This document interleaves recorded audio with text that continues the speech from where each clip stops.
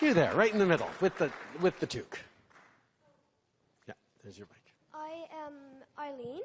So first of all, I would like to say that I'm very happy with, I'm very proud to be Canadian and to have you as the Prime Minister. I'll admit that I would have voted for the Greens, but I'm still happy to have you as a Prime Minister. I'm glad that Canada is keeping its promises in helping Syrian refugees and trying to prevent climate change. However, my sister has disabilities, and she was born in the States, but she's lived here since she was 2. And according to the law, immigrants with disabilities cannot permanently stay in Canada. But we've lived here 11 years now, and I'm just it makes me think, I'm just a bit sad that we could have to leave just because she has disabilities. And I would like to know what you are doing or will do to prevent this. Thank you.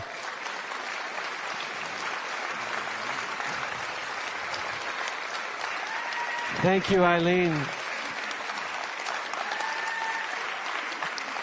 Thank you, Eileen. Your sister is very lucky to have a strong advocate like you for her. We should all be so fortunate. Obviously, on this specific case, I'm sure you're working with Mark Gerritsen, your MP, and we'll make sure that we take a really careful look at that file.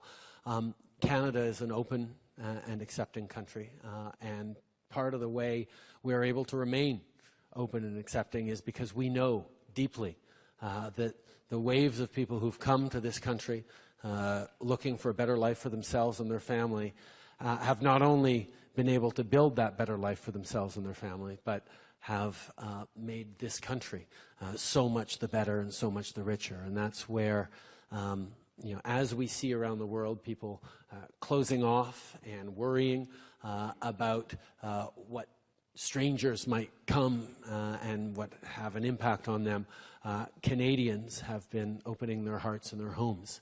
And if we were able, as a government, to bring in close to 35,000 Syrian refugees over the past year, it's not because this government sort of decided it and clicked the fingers and made it happen. It's because Canadians, in their homes and their families and their community groups, along with municipalities and provinces, all stepped up and said, this is who we are.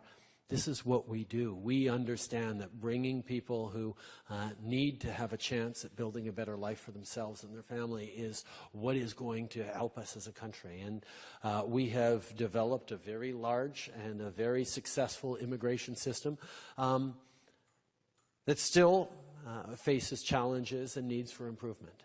And this is one of those extremely difficult issues that we face.